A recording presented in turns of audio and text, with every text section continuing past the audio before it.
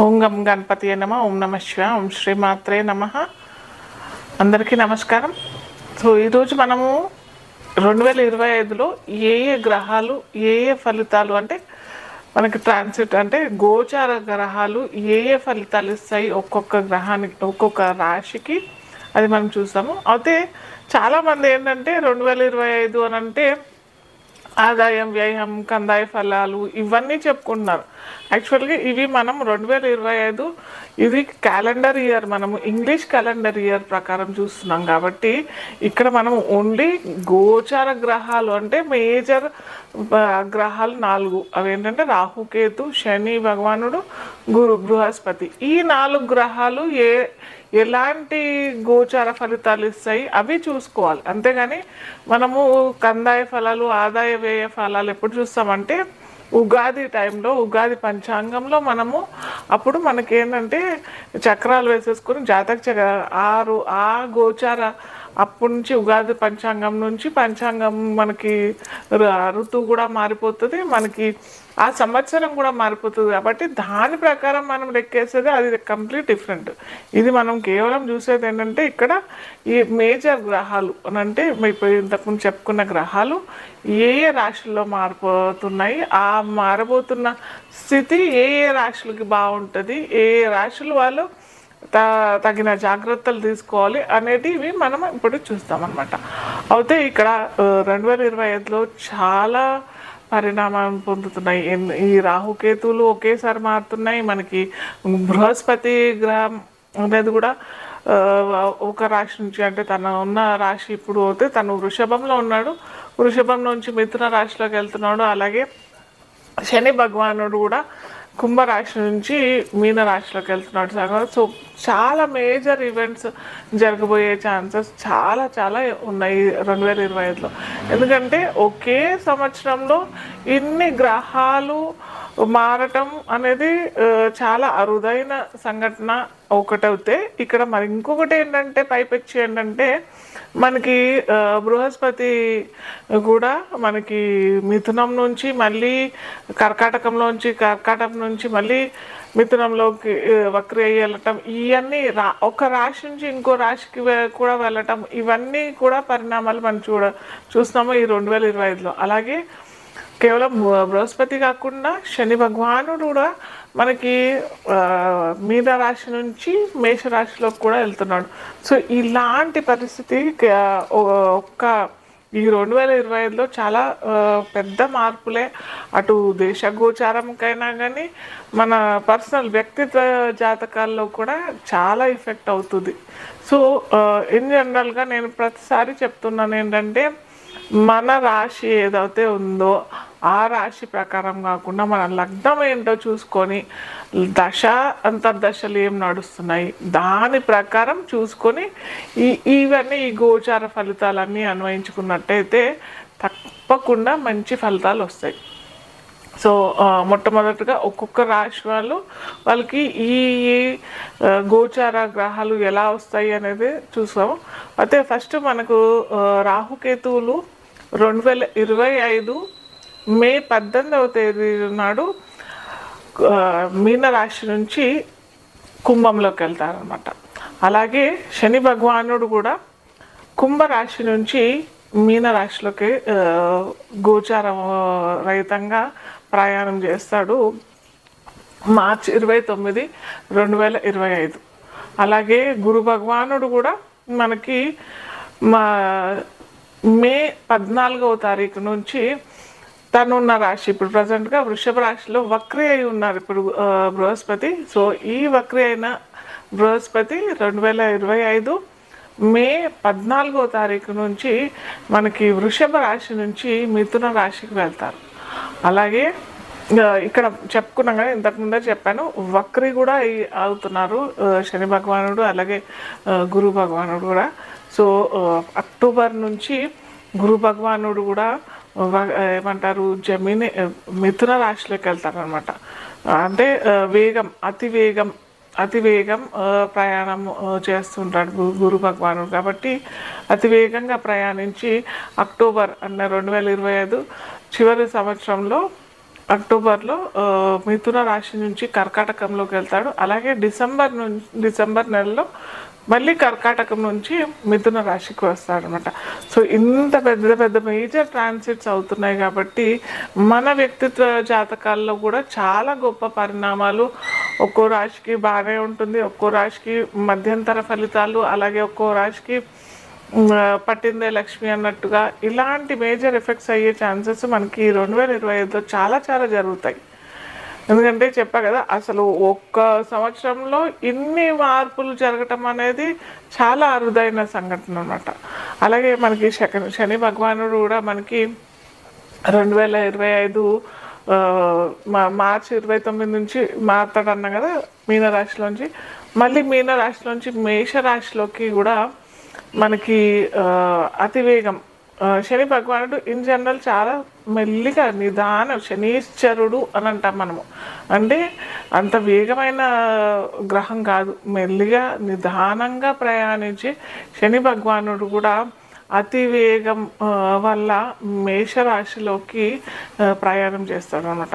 So ఇలాంటి సంఘటనలన్నీ మనకి ఒక్కొక్క రాశికి ఎలాంటి ఫలితాలు వస్తాయి, ఎలాంటి తగు జాగ్రత్తలు తీసుకుంటే బాగుంటుంది అనేది మనము చూద్దాము. అలాగే ఎండింగ్లో నేను ఒక మంచి ఇన్ జనరల్గా చాలామంది అడుగుతూ ఉన్నారు, రాహుకేతుల వల్ల మేము భయపడిపోతున్నాము, కాలసర్పదోషము ఇవన్నీ, రాహుకేతులు సర్పదోషం ఇవన్నీ దానివల్ల చాలా భయంకరంగా భయం అయిపోతుంది అని చెప్పేసి ప్రజలు చాలా విధంగా అడుగుతూ ఉన్నారు. సో ఒక చిన్న చిటుక వల్ల మీ ఇంట్లో ఏమన్నా ఫైనాన్షియల్ ఇష్యూస్ అన్నా, లేకపోతే ఇంకేమన్నా ఏమంటారు లేటుగా అవుతున్నాయి, అటు ఉద్యోగ ప్రయత్నాలైనా కానీ, లేకపోతే వివాహ ప్రయత్నాలైనా కానీ, సంతానం సరి అయిన సమయంలో అవ్వట్లేదు అని అంటే ఒక చిన్న చిట్కా చెప్తాను. అది ఏంటంటే ఏ రాశి వాళ్ళకి కొద్దిగా చూసుకోవాలి. రాహు ఒకవేళ ఆ రాశి వాళ్ళకి 3, 6, 11 రాశుల్లో ఉంటే మటుకు ఎలాంటి ఫలితాలు ఇస్తాడు అది నేను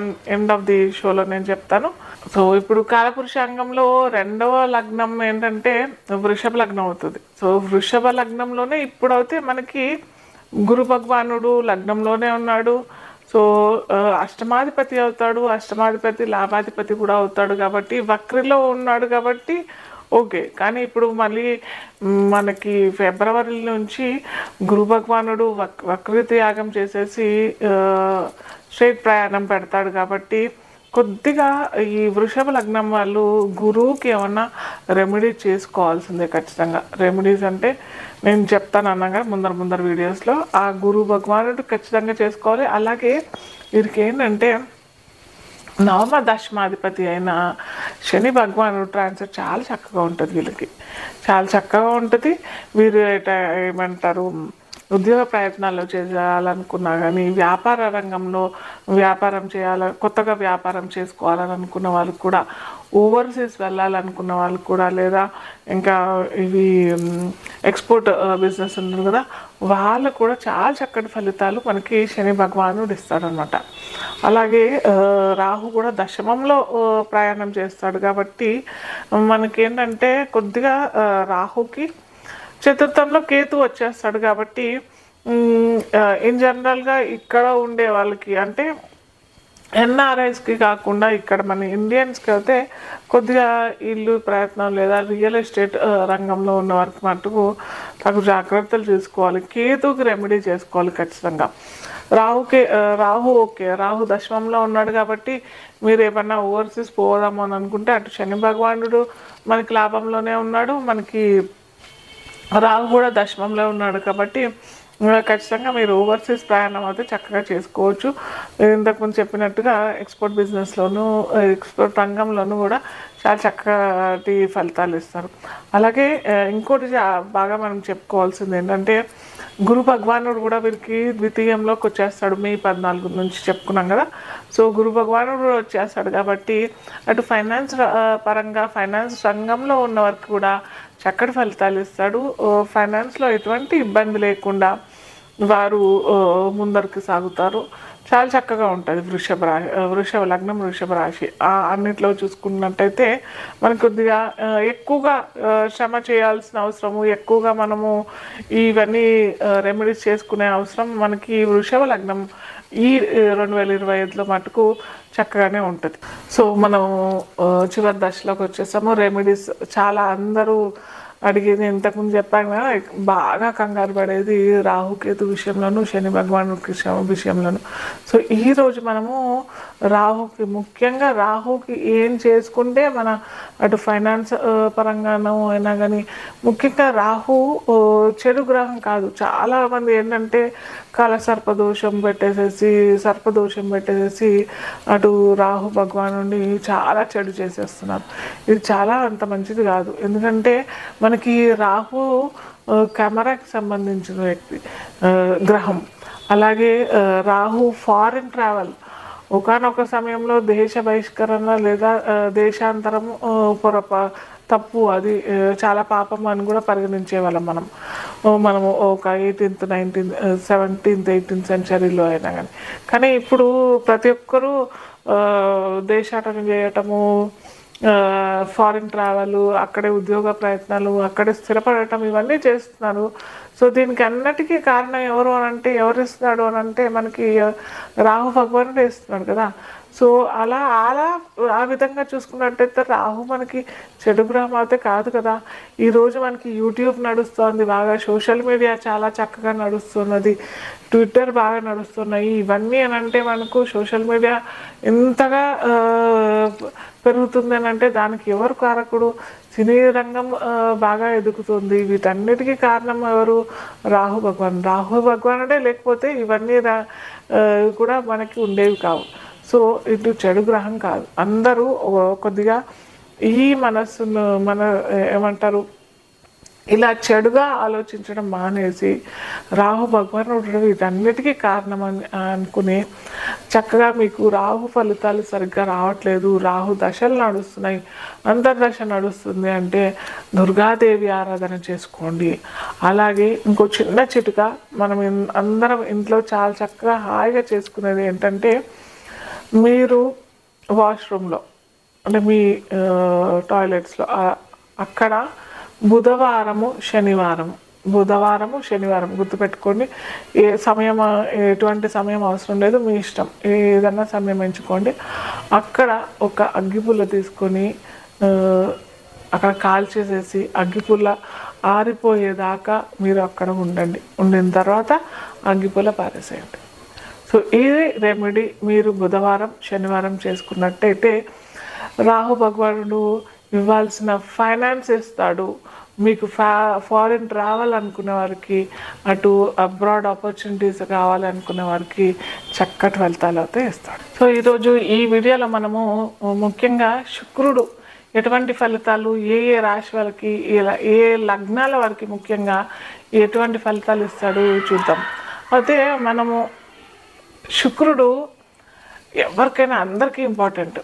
అటు మనకి 2 వర్గాలు ఉంటాయి, గురు వర్గము, శని వర్గము అని 2 వర్గాలు ఉంటాయి.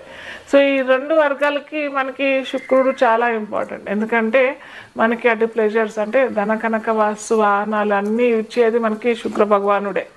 అలాగే వైవాహిక సుఖం అనేది కూడా ఇచ్చేది శుక్ర భగవానుడే. అలాగే విహారయాత్రలు, చాలా మంచి కంఫర్ట్స్, లగ్జరీస్, మంచి కార్స్, మంచి డబ్బులు, మంచి నగలు, మంచి బట్టలు, వస్త్రాలు, ఇంకా ఏంటంటే ముఖ్యంగా శుక్ర కారకత్వం అంటే శుక్ర కణాలు పురుషులకి ఇచ్చేది కూడా శుక్ర భగవానుడే. కాబట్టి ఈ వర్గాలకి శుక్రుడు అవసరం లేదు, ఈ వర్గాలకి శుక్రుడు కావాలి అన్నట్టు కాదు. సో మనకందరికీ కావాలి అని అనుకుంటే మటుకు శుక్రుడు భగవానుడు మనకి మన అందరి జీవితాల్లో కావాల్సిన గ్రహం అన్నమాట.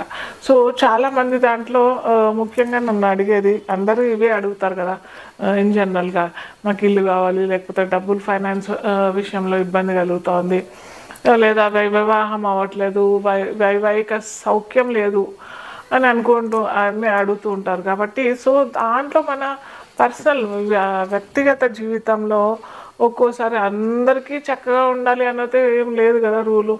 సో శుక్రుడు ఎక్కడ ఏ ఏ రాశిలో ఒకవేళ షష్టమంలో తన లగ్నం నుంచి షష్టము అష్టమం వ్యయంలో ఉంటే మటుకు శుక్రుడు ఇలాంటి అన్నీ మనకి ఇవ్వడు అనమాట. ఇవ్వాల్సిన ప్లెజర్స్ అయినా లగ్జరీస్ అయినా ఇవన్నీ ఇవ్వడు. సో వాళ్ళు ఏం చేయాలి? అలా వాళ్ళు ఇంకా మనకు శుక్రకారకత్వాలు తగ్గిపోయినట్టేనా? కాదు కదా. మనము ఈ జాతకం ఎందుకుంది, జ్యోతిష్యం ఎందుకుంది? ఎక్కడైతే అంధకారం ఉంది అక్కడ జ్యోతి ప్రజ్వలించేదే జ్యోతిష్యం. సో ఒక లైట్ త్రో చేసేదే జ్యోతిష్యం. సో మన పర్సనల్ జాతకాల్లో శుక్రుడు సరిగ్గా లేడు, సో శుక్రుడు సరిగ్గా లేడు అనేసి ఎలా తెలుసుకోవచ్చు అంటే, ఏ ఇంట్లో అయితే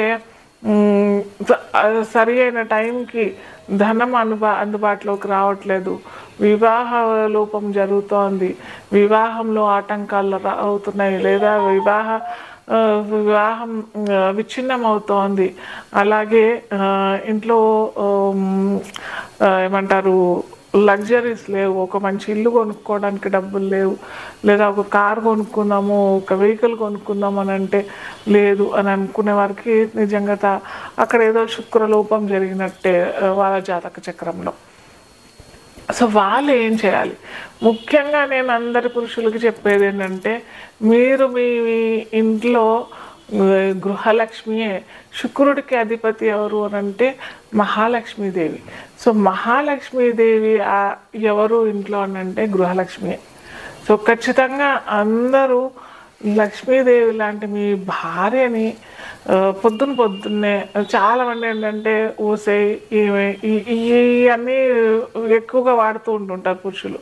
సో ఇవన్నీ మానేసేసి చక్కగా ఒక 5 నిమిషాలు మీ భార్యతో గడిపి పొద్దున్న చక్కగా టీ తాగుకుంటున్నాం, ఇంకేదో చేసుకుంటున్నాం, ఒక 5-10 నిమిషాలు తనతో గడిపేసేసి తర్వాత ముఖ్యమైన మీ కార్యక్రమాల్లో వెళ్ళిపోవడం. అలాగే ఇంకోటి ఏంటంటే చిన్న ఉపాయమే కానీ చాలా పెద్ద మంచి రిజల్ట్స్ ఇస్తారు. ప్రతి శుక్రవారం మీకు వచ్చే ఆదాయంలోనే మీకు వచ్చే ఆదాయం ఒక 10,000 వస్తున్నాయి అని అంటే ఒక 100 రూపాయలైనా శుక్రవారం మీ భార్యకి ఇవ్వండి, మీ ధర్మపత్నికి ఇవ్వండి. ఖచ్చితంగా మీరు చూడండి, ఒక్క 6 నెలలు ఇలా ప్రయత్నం చేయండి. ఒక 10,000 వస్తున్నాయని వాళ్ళకి ఒక 100 రూపాయలు ప్రతి శుక్రవారం ఇవ్వండి. లేదా అది కూడా మీకు చేత కావట్లేదంటే మీ ధర్మపత్నికి ఏది ఇష్టమో, తనకి ఓ స్వీట్ ఇష్టమో, లేకపోతే తనకి ఇంకా ఓ చీర ఇష్టమో ఇచ్చేవాళ్ళు. ఓ 1,00,000 రూపాయలు వస్తున్నాయి నాకు అని అంటే ఏముందో డ్రెస్ తెచ్చియండి శుక్రవారం, లేదా ఒక చక్కటి చీర, పట్టు చీర, మీకు ఎంత తోచితే అంత ఇంత ఇవ్వండి అనేసి నేను ఏ రోజు చెప్పను.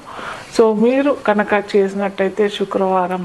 అలాగే మీ ఇంట్లో మీ అమ్మాయి, చిన్న అమ్మాయి ఉంది, ఒక 10 సంవత్సరాల లోపల అమ్మాయి ఉంది, చక్కగా ఏదైనా మంచి కార్యక్రమం చేద్దాము, ఒక కొత్త కార్యక్రమం వెళ్ళబెచ్చుకుంటున్నారు, ఉద్యోగంలోకి జాయిన్ అవుతున్నారు, ఒక వ్యాపారం మొదలు పెడుతున్నారు అన్నట్టయితే చక్కగా మీ అమ్మాయి కాళ్ళకు దండం పెట్టేసి వెళ్ళండి. ఏం కాదు, 10 సంవత్సరాల లోపలే ఉన్న అమ్మాయిలకే వర్తిస్తుంది ఇది. ఎందుకంటే ఆ అమ్మాయి కూడా లక్ష్మీదేవి, బాలా త్రిపుర సుందరి అమ్మవారు. సో అమ్మవారి స్వరూపం కాబట్టి ఖచ్చితంగా మీరు బ్లెస్సింగ్స్ తీసుకొని వెళ్ళండి. ఖచ్చితంగా మీరు అనుకున్న కార్యక్రమం నెరవేరకపోతే నన్ను అడగండి, ఖచ్చితంగా అవుతుంది. అయితే యద్భావం తద్భవతి అని అంటాం కదా.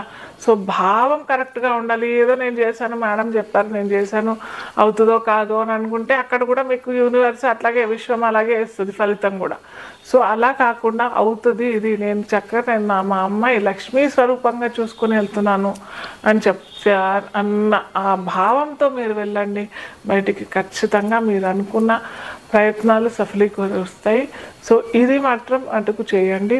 ఖచ్చితంగా శుక్రవారం ఎటువంటి పోట్లాట మీ భాగస్వామితో చెయ్యకండి.